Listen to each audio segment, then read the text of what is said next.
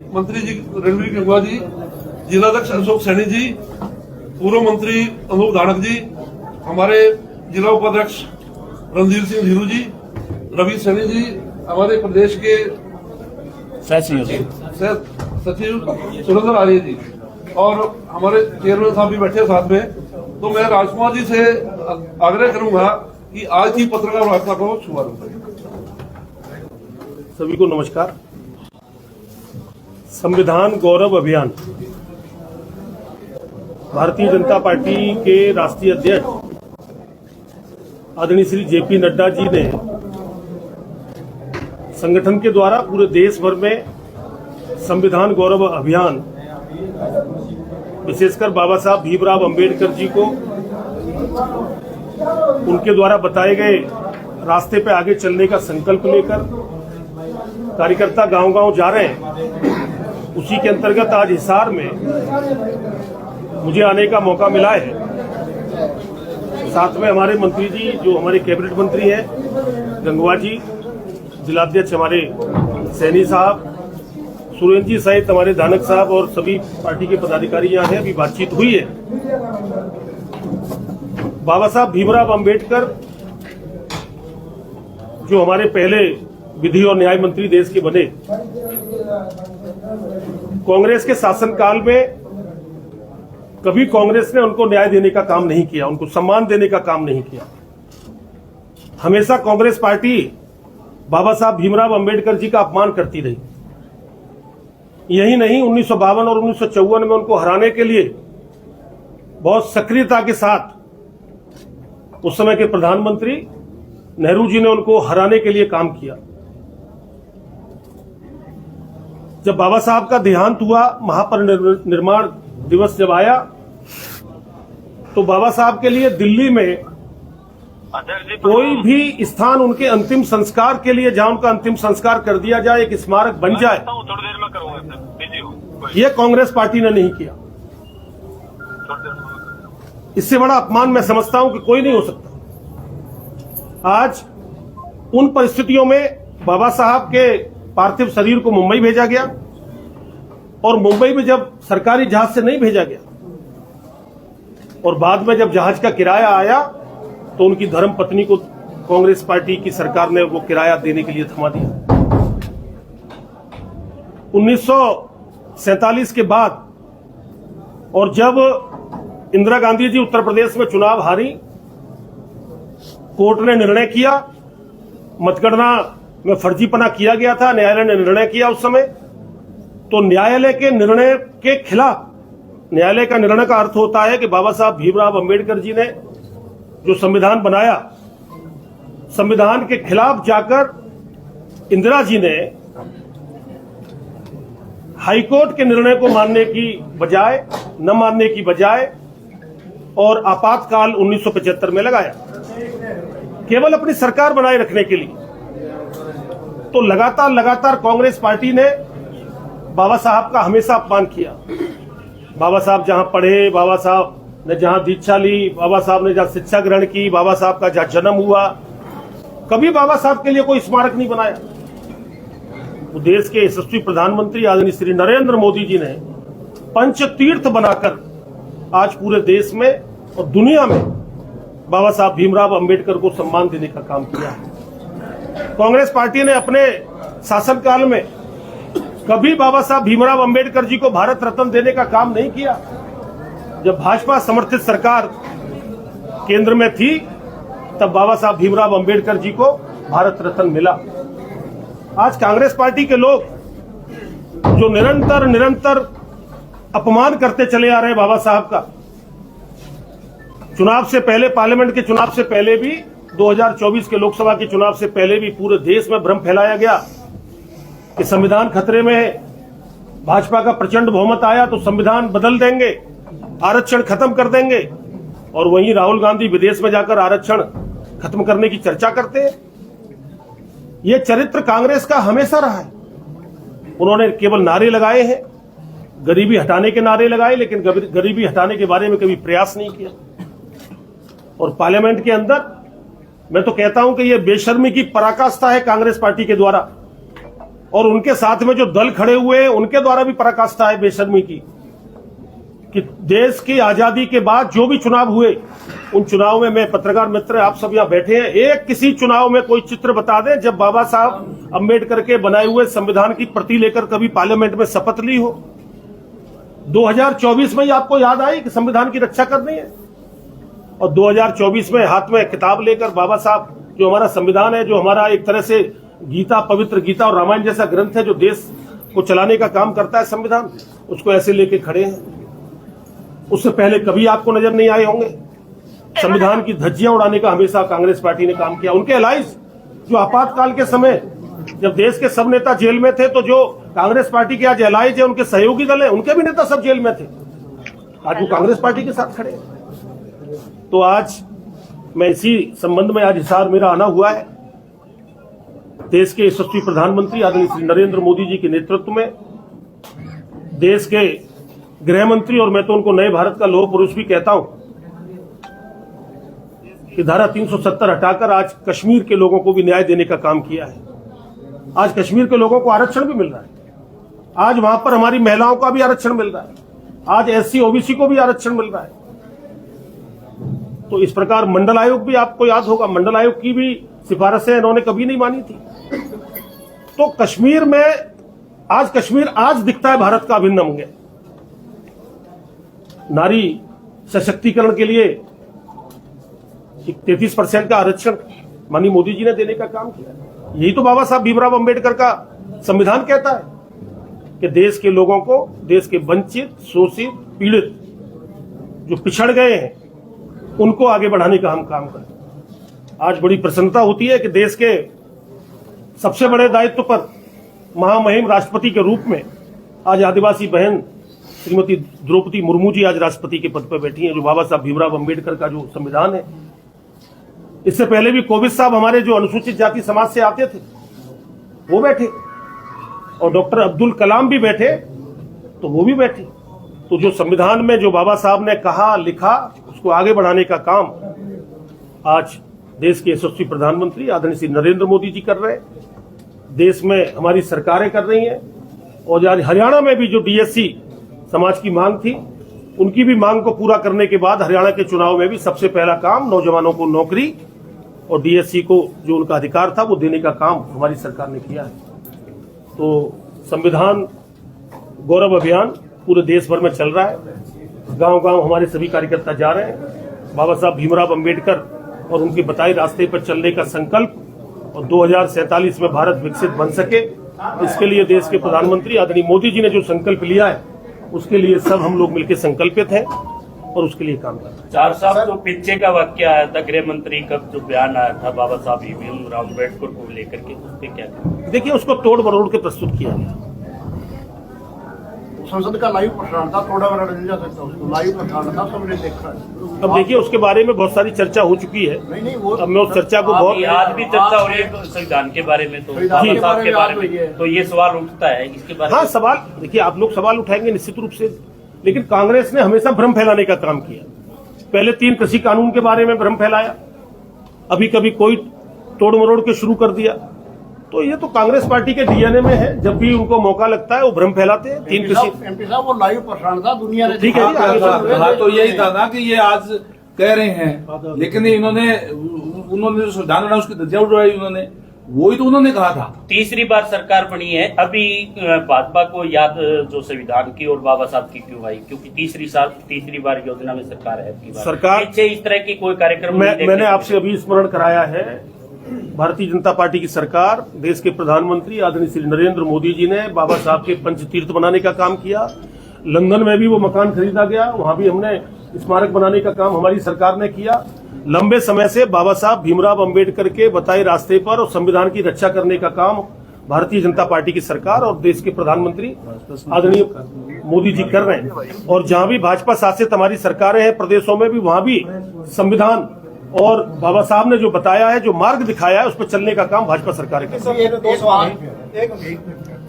सवाल है। आपने कहा कांग्रेस ने कभी अंबेडकर जी को सम्मान नहीं दिया। जब अंतरिम सरकार बनी 1951 में, तो उनको विधि मंत्री कांग्रेस ने बनाया। दूसरा, आपने कहा कि वो कांग्रेस ने उनको हराने के लिए बहुत प्रयास किया। वो विपक्ष से चुनाव लड़ रहे हैं, तो कौन सी ऐसी पार्टियां जो अपने विपक्ष को जिताने के लिए देखिए, ऐसा है, आप अभी तक के पूरे उदाहरण लेके देख लीजिए। कांग्रेस पार्टी ने हमेशा, अच्छा ये बताइए, बाबा साहब का परिनिर्वाण दिवस जब आया, कांग्रेस ने पार्थिव मंत्री बनाया ना, उस समय नहीं, मंत्री बनाया, मजबूरी में बनाया। वो किस पार्टी से चुनाव लड़े थे? देखिए, 1952 का। देखिए, ये एक बहस का और डिबेट का मुद्दा होगा। मैं डिबेट में नहीं बैठा, मैं आपके साथ कांग्रेस नहीं, विपक्ष से लड़ रहे हैं, आलोचना कर रहे हैं। नहीं, आलोचना मैं करूंगा, कांग्रेस की जीवन भर आलोचना करूंगा।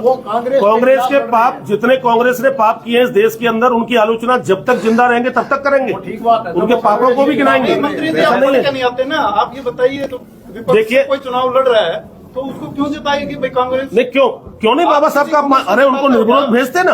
कांग्रेस का अरे भी कोई लड़ सुनिए रहा है, साहब, तो उसको जिताने के लिए उनको काम निर्विरोध करोगे। भेजते ना, जिन्होंने संविधान बनाया, बात सुनो आप। जिन्होंने संविधान बनाया, जो देश के संविधान को बनाकर चलने वाले व्यक्ति सबसे बड़े महापुरुष हुए, गरीब घर में जन्म लिया, कैसे कैसे कठिनाइयां करके शिक्षा प्राप्त की, कानून मंत्री बनाए, लेकिन उनको लगातार अपमानित करने का काम किया। उनको निर्विरोध भेजते पार्लियामेंट के अंदर।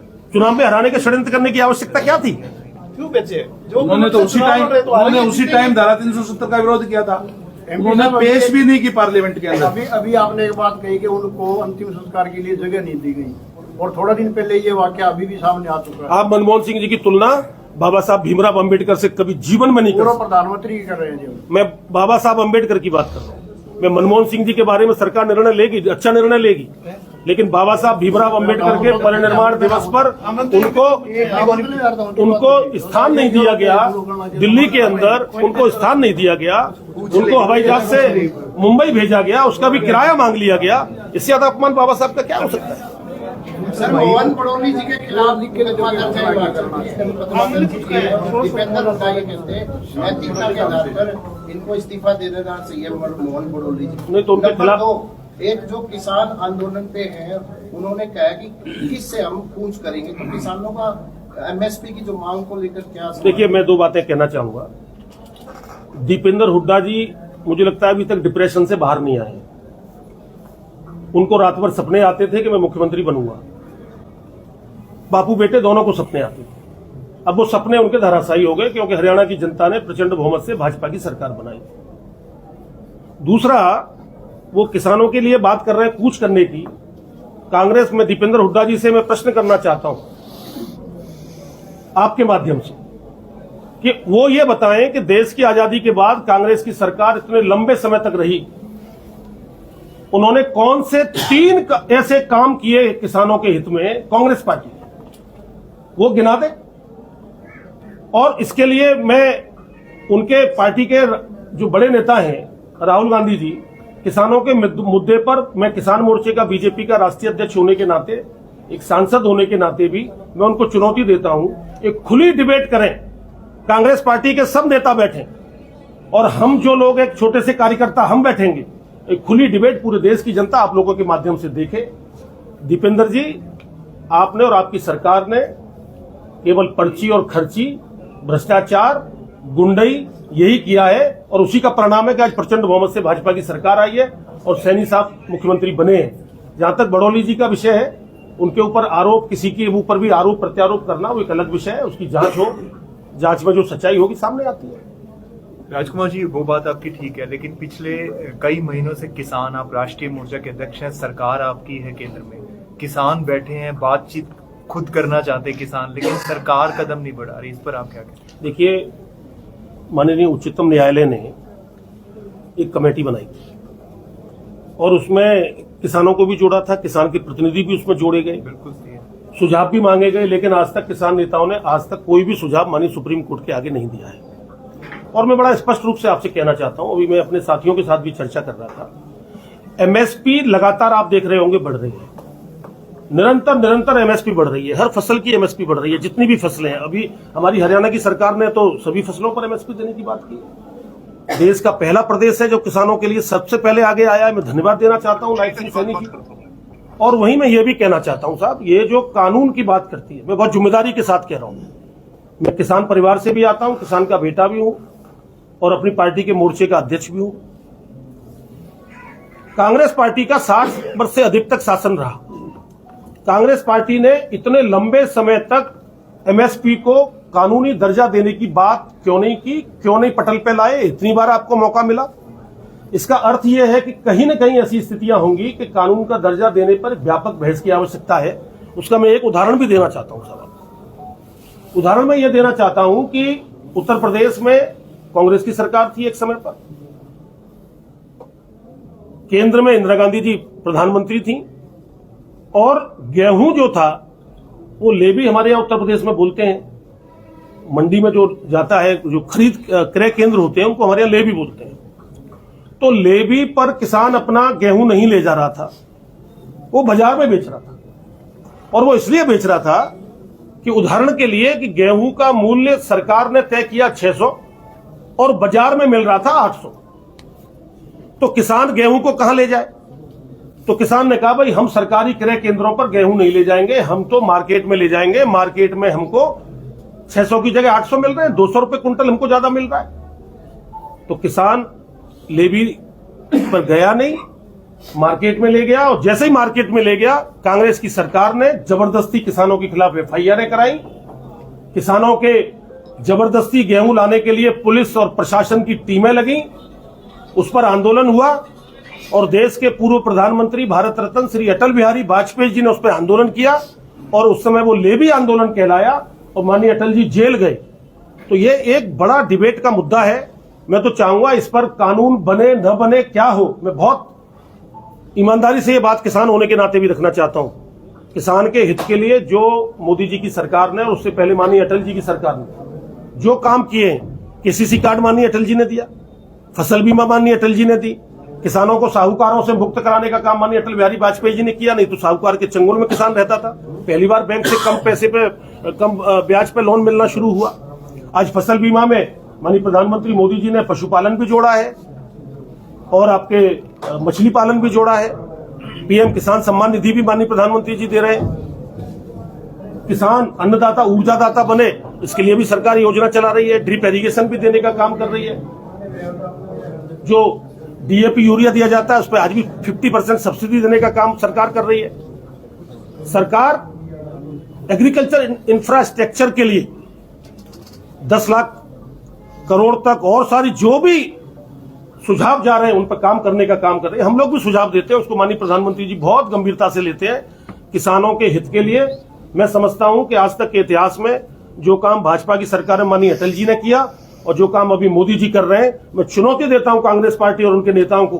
3 काम गिना दें, हम 30 काम गिनाते हैं, वो 3 काम गिना दें, मैं चुनौती देता हूं। मैंने पार्लियामेंट के अंदर भी अपनी पिछले बजट के भाषण में चुनौती दी थी। एक कांग्रेस का नेता पार्लियामेंट में मेंबर खड़ा होकर नहीं कहा था हाँ जी हाँ, कांग्रेस ने नेहरू जी से लेके और मनमोहन सिंह जी तक और उनके जो भी प्राइम मिनिस्टर रहे, ये किसानों के लिए काम किया है। पंजाब आपका की क्या मांगे गलत है? देखिए, मैं ये नहीं कहूंगा किसानों की मांगे गलत है, लेकिन किसानों के कंधे पर बंदूक रखकर राजनीति करना गलत है। किसानों के कंधे पर रख के राजनीति करना गलत है। कांग्रेस कर रही है। किसान, हाँ कांग्रेस कर रही है, खुलेआम कर रही है। कांग्रेस से जुड़े हुए जो उनके सहयोगी दल हैं वो कर रहे हैं। एक ही एरिया से आप ये देखिए, पूरा देश है, 140 करोड़ देशवासी हैं।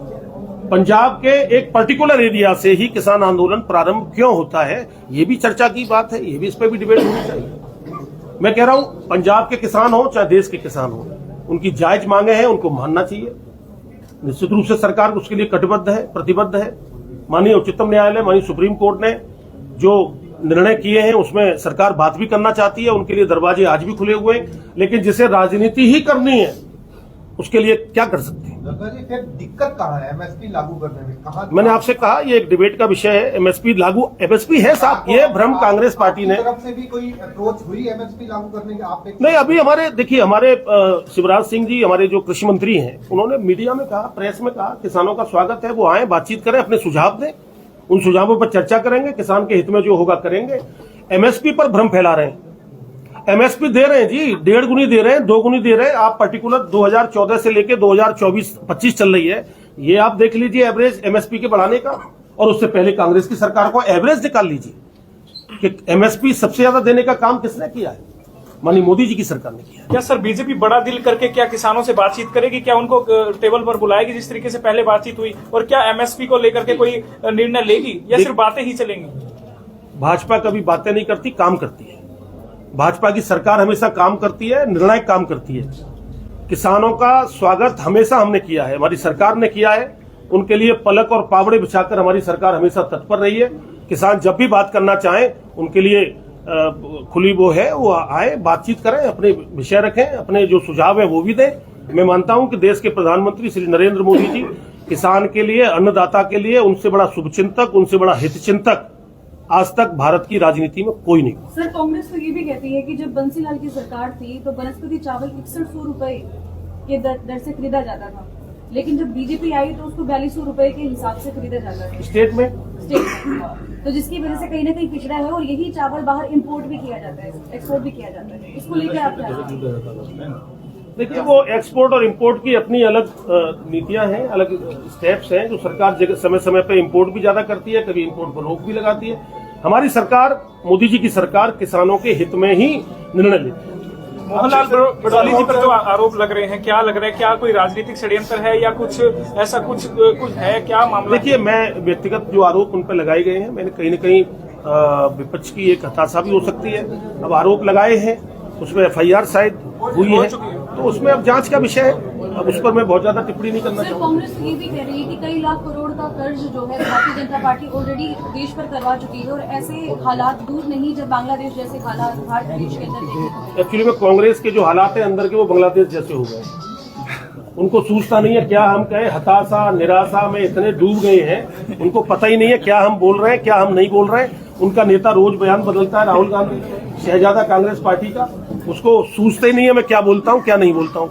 बोलते बोलते गुड़ का गोबर कर देता है, कभी कभी अच्छा बोल देता है, कभी क्या बोलेगा भगवान ही मालिक। पीछे जो भ्रष्टाचार के आरोप कांग्रेस पे लगते रहे कि भ्रष्टाचार सरकार थी, तो अब जो है रोड जो बन रहे हैं उनकी क्वालिटी बिल्कुल गलत बन रही है, तो कहीं ना कहीं क्या देश में आपके पास है, वहाँ पूछ लें आप। आज देश में और दुनिया में, आज देश में और दुनिया में बड़ी चर्चा होती है भारत के अंदर जिस प्रकार के रोड बन रहे हैं, और हमारे PWD मिनिस्टर यहाँ मौजूद है, अच्छे से अच्छे रोड बनवाएंगे आप।